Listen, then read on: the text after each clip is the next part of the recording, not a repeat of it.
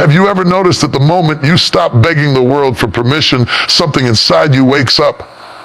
I'm not talking about arrogance. I'm not talking about ego. I'm talking about the moment you finally realize that God did not place power outside of you. He placed it within you. Too many people are waiting for a sign, waiting for approval, waiting for rescue while God is waiting for them to stand up. You keep asking heaven to move, but heaven is asking you to move first. Because the truth is this: God never designed you to live powerless. He designed you to be responsible for the power He already gave you. The day you become your own power is the day fear loses its grip. The day you stop outsourcing your strength to people, circumstances, and luck and start activating what God deposited in you. This is not about control over others. This is about mastery over yourself. And when you rise like that, life has no choice but to respond. You become your own power the moment you stop blaming and start owning your life. Most of us live in a shadow of excuses, thinking that the world owes us, thinking that life should hand us what we want simply because we exist. We point fingers at circumstances, at people, at the unfairness of the past, as if these external forces hold the key to our future. But let me tell you something. The truth is, blaming others is the easiest thing to do. It's comfortable. It's convenient. But it is also the thing that keeps you small, keeps you stuck, keeps your God-given power locked inside you, untouched and untapped. Look around you. Every day you see people complaining about their bosses, blaming the economy for their stagnation, blaming their families for the limitations they feel, blaming society for the lack of opportunities. And somewhere deep down, you know the irony. They're complaining, yet doing nothing to change their reality. They're asking life to treat them differently while refusing to take the first step themselves. And that, my friends, is the exact moment you decide whether you will continue to be a passenger in your own life or become the driver. Imagine a young woman waking up every morning, dreaming of starting her own business. She tells herself, I don't have money. I don't have connections. The timing isn't right. She blames the bank for not lending her the capital. She blames the market for being saturated. She blames herself for not knowing enough. But here's the truth. Every one of those excuses is a wall she built herself. God gave her ideas. God gave her creativity. God gave her hands and a mind. She doesn't need permission to start. She only needs courage to take ownership. She only needs the determination to move forward, even if it's one small step at a time. She only needs to say, I am responsible for this. I am capable. I will not wait for the world to hand me my dreams. I will claim them. That is power. That is the power of owning your life. Look at children learning to walk. They don't spend hours blaming the floor for being too hard. They don't curse the laws of gravity for making them fall. They simply get up, wobble, fall again, and rise. That persistence, that refusal to be defined by failure, is God's reminder that power is cultivated when we take responsibility, when we try again despite the odds. Life will trip you, circumstances will fail you, people will let you down. But power emerges when you refuse to lie down and blame them. It emerges when you stand up, dust yourself off, and say, this is my life. I will move forward. Even in the smallest moments of our daily life, the principle holds. Think about the person struggling with weight, health, or habits. They can spend years blaming genetics, busy schedules, or lack of resources. But true power is realized when they stop waiting for the perfect conditions. When they stop telling themselves, tomorrow I will start, and instead say, today I make the choice to take control. They plan their meals, they commit to walking, they train their mind to see progress in effort, not perfection. That choice, that decision to own their path, transforms weakness into strength. That is the spark of God's power working through human responsibility, even in the workplace, in the office, in the school, in life's daily grind. Those who own their actions, who own their mistakes, who own their results, rise above everyone else.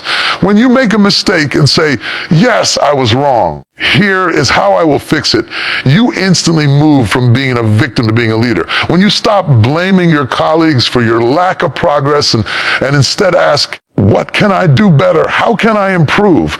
You invite growth, and growth is power because God gave you the mind, the creativity, the resilience, and the strength to navigate life. All you need to do is use it. Owning your life does not mean arrogance. Owning your life does not mean that challenges disappear. Owning your life means accepting that while you cannot control every external force, you can control your response, your effort, and your focus. Every choice you make, no matter how small, adds up. Every time you stop pointing fingers, you are reclaiming energy that was wasted on excuses. Every time you say, I am responsible, you unlock a part of yourself that was waiting to rise, and that is exactly what it means to become your own power. So today I challenge you to stop blaming. Stop saying, it's not my fault. Stop telling yourself, I can't because of this or that. The moment you own your decisions, your failures, and your potential, God's power in you begins to flow. You begin to see doors where others see walls. You begin to hear solutions where others hear obstacles. You begin to live with a boldness that comes from knowing that your life is in your hands, and that is a divine gift. Remember this, the world will never give you power.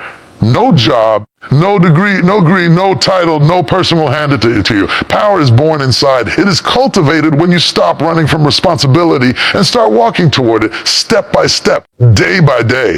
It is created when you stop blaming and start owning. And the day you take that step, the day you claim your life as your own, is the day you truly become unstoppable.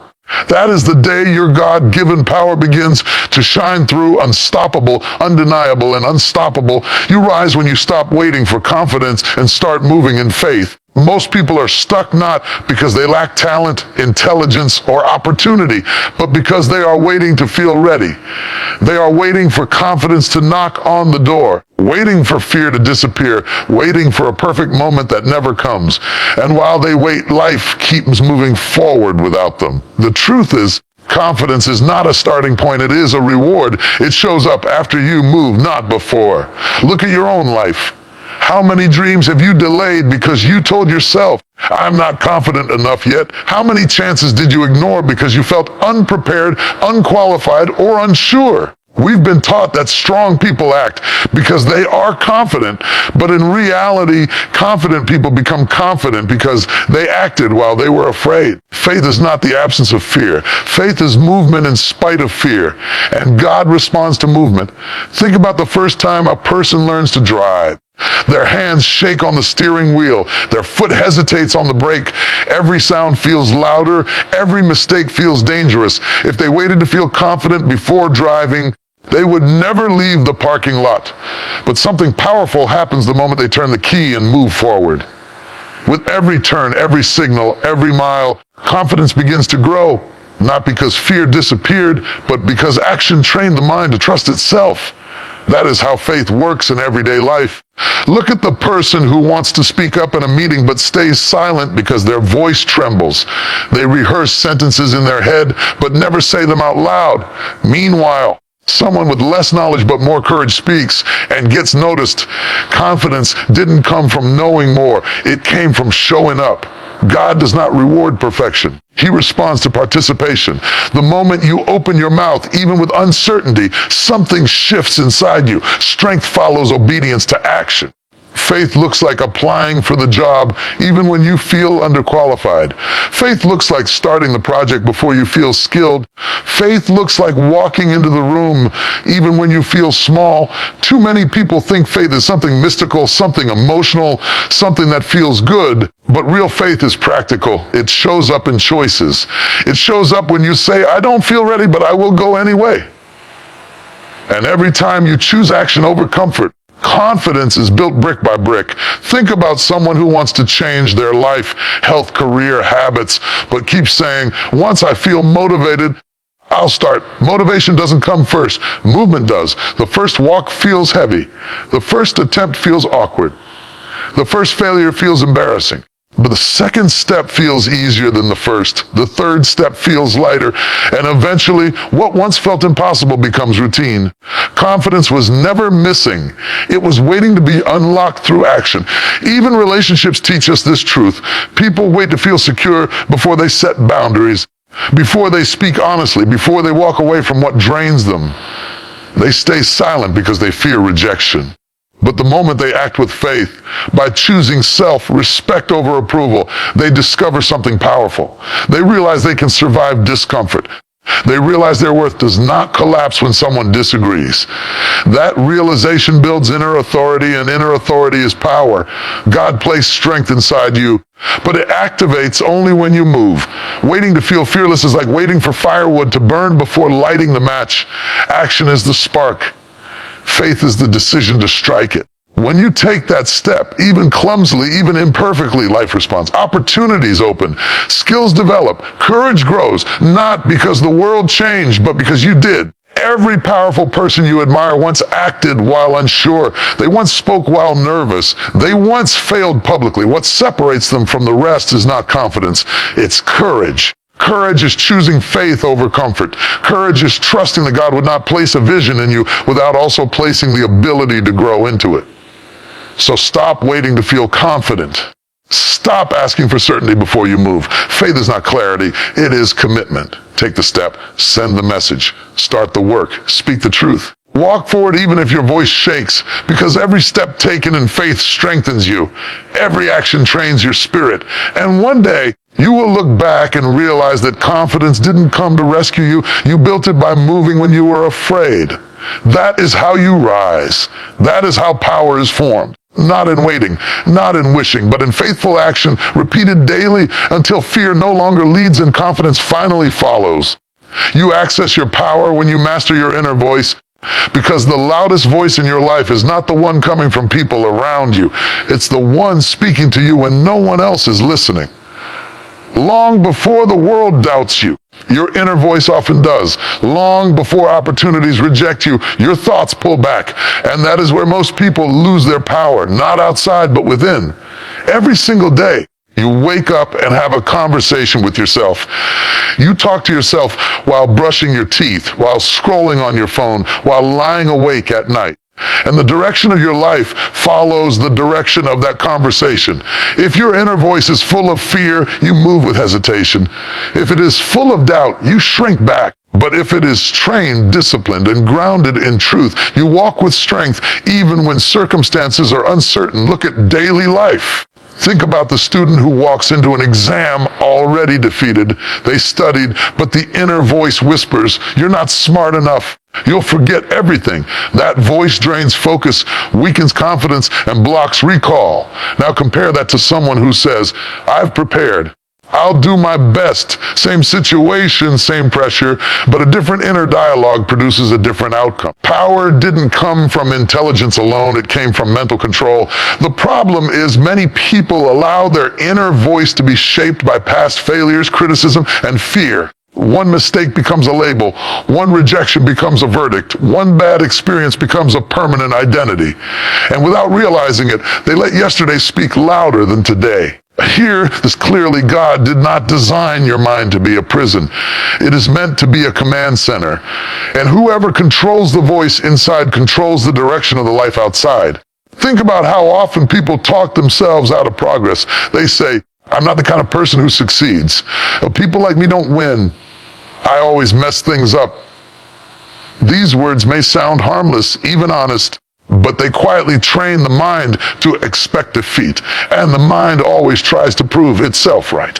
So it looks for evidence to support the story you keep telling it. That is why mastering your inner voice is not optional. It is essential. In everyday life, this shows up in simple moments. A person wants to wake up early, but the inner voice says, "Sleep a little more. You'll start tomorrow." A person wants to speak the truth, but the inner voice says, "Stay quiet. Don't cause trouble." A person wants to change their life, but the inner voice says, "It's too late." These small internal conversations may seem insignificant. Repeated daily, they shape destiny. Mastery begins when you stop believing every thought you think. Not every voice in your head deserves authority. Some thoughts are habits. Some are fears. Some are echoes of what others once said. When you question those thoughts instead of obeying them, power returns to you. When you replace "I can't" with "I'm learning," when you replace "I failed" with "I'm growing," you shift the energy of your entire life. Even strong people struggle with this. The difference is they don't let negative thoughts stay unchecked. They challenge them. They redirect them. They train their inner voice the way an athlete trains their body, daily, intentionally, patiently. And over time, The voice that once weakened them becomes the voice that strengthens them. Look at someone facing hardship, financial stress, loss, uncertainty. Two people can experience the same storm. One says, "This is the end for me." The other says, "I will find a way." One collapses inward. The other stands firm. The difference is not the situation. It is the inner language. God's power flows most freely through a mind that refuses to surrender to despair. Mastering your inner voice does not mean ignoring pain or pretending everything is fine. It means choosing truth over panic. It means reminding yourself, "I have survived before." It means saying, "This challenge will not define me." It means anchoring your thoughts in purpose instead of fear. And when you do that consistently, something remarkable happens. You begin to act differently. You make stronger decisions. You walk with clarity. You stop reacting and start responding. When the inner voice becomes steady, the outer world loses its power to shake you. Opinions become noise. Criticism becomes information, not identity. Pressure becomes fuel, not fear. That is what inner mastery looks like. That is where real authority is formed. So today, pay attention to how you speak to yourself. Listen closely. Are your words building you or breaking you? Are they preparing you or paralyzing you? Because the voice you allow to lead you will determine how far you go. Train it. Discipline it. Align it with truth. When your inner voice becomes strong, calm, and focused, you don't need external validation. You carry power within you.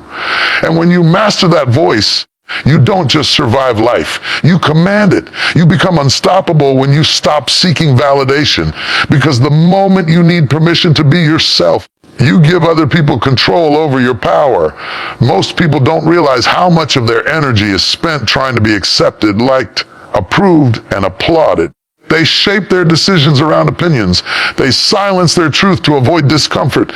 They delay their growth just to fit in. And without knowing it, they trade authenticity for approval, and power quietly slips away. Look at daily life. Think about how often people change their behavior depending on who is watching. They dress differently, speak differently, think differently just to avoid judgment. They say yes when they want to say no. They stay where they are tolerated instead of going where they are celebrated. Why? Because validation feels safe. But safety is not strength. Comfort is not power. Validation is addictive. One compliment feels good, so you chase another. One feels satisfying, so you want more. But the danger is this: when your worth depends on external approval, it becomes unstable. One day people praise you, the next day they criticize you. And if your identity is tied to their reactions, you will rise and fall with their moods. God never designed your value to be that fragile. Think about someone with a dream, starting a business, changing careers, choosing a different path. Before they move, they tell 10 people about it, not because they need advice, but because they need permission. And the moment someone doubts them, their confidence collapses. They retreat, not because the dream was wrong, but because approval was missing. That's how many destinies are buried under other people's opinions. Look at how early this starts. A child raises their hand in class and gets laughed at once. From that day on, they stay silent. A teenager expresses themselves and gets judged, so they begin to hide. An adult speaks honestly and is misunderstood, so they learn to stay quiet. Over time, the habit forms, "Let me check if this is acceptable before I live it." That habit weakens the soul. But power returns the moment you stop asking, "What will they think?" and start asking, "What is true for me?" Because the truth is, people will always have opinions. If you rise, some will clap, others will criticize. If you stay small, some will be comfortable, others will be disappointed. You cannot win by trying to please everyone, but you can win by respecting yourself. Think about boundaries. People avoid setting them because they fear being disliked. They overextend themselves, exhaust themselves, drain themselves, all in the name of being nice. But niceness without self-respect becomes self-betrayal. The moment you choose honesty over approval, something shifts. You may lose some people, but you gain yourself. And that is a powerful exchange. Even at work, validation traps people. They wait to be noticed before they contribute fully. They wait to be praised before they take initiative. They wait for permission to lead. Meanwhile, someone else moves without applause and grows. Confidence does not come from being liked. It comes from knowing you are aligned with your purpose. When you stop performing for approval, you start operating in authority. Social pressure is one of the strongest forces in daily life. People follow paths they don't believe in because it's expected. They stay in roles that don't fit because it's familiar. They silence their instincts because it's easier to blend in. But blending in never made anyone powerful. Standing firm does. When you stop seeking validation, rejection stops feeling personal. Criticism becomes information, not identity. Silence from others no longer scares you. You realize that approval is temporary, but self-trust is lasting. And the more you listen to yourself, the stronger you become. This doesn't mean you become arrogant. It means you become grounded. It means you no longer outsource your worth. It means you stop asking people to confirm what God already placed inside you. You walk differently. You speak differently. You make decisions faster because you are not waiting for consensus. Look at the people you admire most. They didn't wait to be understood before they moved. They didn't pause every step to ask if they were liked. They trusted their inner direction and accepted the cost of being different. That cost is discomfort. That cost is misunderstanding, but the reward is freedom, and freedom is power. The day you stop shrinking to keep others comfortable is the day you grow into your full strength. The day you stop explaining yourself to people committed to misunderstanding you is the day peace enters your life. You realize that not everyone needs to agree with you for you to be right. Not everyone needs to approve of you for you to be valuable. So let go of the need to be liked. Let go of the hunger for applause. Let go of the fear of disappointing others. Choose alignment over approval. Choose truth over comfort. Because when you stop seeking validation, you don't become lonely, you become liberated. And a liberated person is dangerous to limitation. That is when you become unstoppable. Your pain becomes power when you refuse to be defined by it. Every person listening to this has felt pain, disappointment that cut deep, betrayal that stayed longer than expected, loss that changed the way you see the world. Pain is universal, but power is not. The difference is not what happened to you. The difference is what you decided to do with it. Some people carry pain like an identity. Others carry it like a lesson. One weakens you, the other builds you. Look at daily life. Think about someone who was rejected by a job, by a relationship, by an opportunity they prayed for. At first, the pain feels personal. It whispers, you weren't enough. It convinces you to shrink, to hesitate, to stop trying. And if you let that voice lead long enough, the rejection becomes a label instead of an event. That's where power is lost. Not in the rejection itself, but in the meaning you give it. Pain has a way of trying to name you. It says, you're unlucky. You're behind? But hear this clearly. Pain is an experience, not an identity.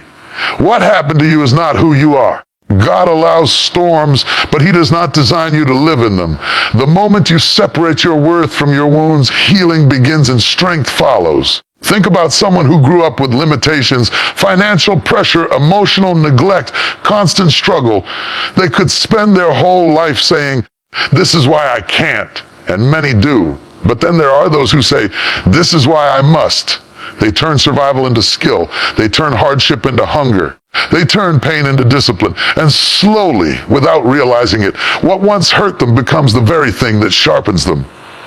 Pain teaches lessons comfort never could. It teaches patience when nothing moves quickly. It teaches empathy when others suffer. It teaches resilience when quitting feels easier. But only if you process it instead of worshiping it. Some people replay their pain daily like a story they cannot stop telling. And the more they repeat it, the more powerful it becomes over them. Power returns when you decide to learn from pain instead of living inside it. Look at everyday setbacks. A business fails. A plan collapses. A relationship ends. In those moments, pain tries to convince you that this is the end. But power asks a different question. What did this teach me? Wisdom is born when you extract meaning from suffering. Strength grows when you refuse to let pain be wasted. Even emotionally, pain can harden people or deepen them. Some become bitter. Others become better. Bitterness says, I'll never trust again. Strength says, I'll trust wiser. Bitterness says, I'll never try again. Strength says, I'll try differently. The same pain, two different outcomes. And the difference is choice. God does not remove pain from the human experience, but he gives you authority over how long it controls you. Healing does not mean forgetting. Healing means remembering without bleeding. It means you can talk about the past without reliving it. It means the memory no longer dictates your decisions. That is when pain turns into power. Look at the strongest people you know. They didn't avoid pain. They survived it. And somewhere along the way, they stopped asking, why did this happen to me? And started asking, what did this build in me? They gained emotional depth. They gained clarity. They gained a quiet confidence that cannot be shaken easily. That confidence was forged in moments no one applauded. Pain also refines purpose. Many people discover their calling through what hurt them most. The one who was once unheard becomes a voice. The one who was once broken becomes a builder. The one who was once lost becomes a guide. God has a way of turning wounds into wisdom when you surrender the pain instead of carrying it forever. This does not mean you rush healing or deny emotion. Strength is not pretending you're fine. Strength is allowing yourself to feel, then choosing to rise anyway. Strength is saying, this hurt me, but it will not hold me. Strength is standing up with scars and not being ashamed of them. So don't let pain tell your story. Let it shape your strength. Don't let it define your limits. Let it refine your vision. You are not powerful because you were never hurt. You are powerful because you survived, learned, and continued. And one day you will look back and realize the very thing that tried to break you trained you. The very season that nearly defeated you developed you. And the pain you thought would end you became the proof that you were stronger than you ever imagined. That is how pain becomes power. You become your own power when your actions finally match your prayers. Many people pray for change, pray for growth, pray for strength, pray for doors to open, but then live in a way that contradicts what they are asking for. They ask for elevation but avoid discipline. They ask for clarity but refuse responsibility. They ask for blessings but hesitate to move. And the disconnect between words and actions becomes the reason nothing changes. Prayer is powerful, but alignment is what activates it. God responds to harmony between what you ask for and how you live. When your effort matches your intention, energy begins to flow. But when you pray for courage and keep choosing comfort, when you pray for opportunity and avoid preparation, you delay your own breakthrough. Power is released when belief turns into behavior. Look at daily life. Think about the person who prays for success but wakes up late every day, scrolls endlessly, avoids learning, avoids effort, avoids discomfort. They say they believe in God, but they don't believe enough to act. Faith without movement becomes a wish, and wishing never built a strong life. Think about someone else, someone who prays quietly, then gets up and works. They plan, they practice, they show up tired but committed. They fail, adjust, and try again. Their prayers are not loud, but their actions are consistent, and slowly things begin to shift. Not because luck favored them, but because alignment did. In everyday habits, this truth is clear. A person prays for peace, but keeps surrounding themselves with chaos. A person prays for confidence, but avoids every challenge. A person prays for healing, but refuses to let go of what is harming them. God gives guidance, but he does not override choice. When you choose actions that support your prayers, power begins to manifest. Even in small things, alignment matters. If you pray for focus, but never control distractions, you stay scattered.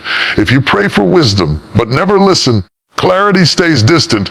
If you pray for growth, but resist change, progress stalls. Prayer opens the door, but action walks you through it. Look at someone who wants a better future for their family. They pray for provision, then choose discipline over excuses. They manage time, learn skills, make sacrifices no one sees. Their prayers are backed by sweat, patience, and persistence.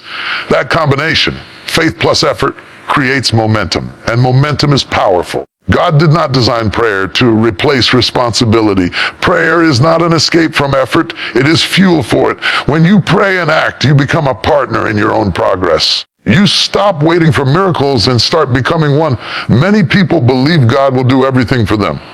Others believe they must do everything alone.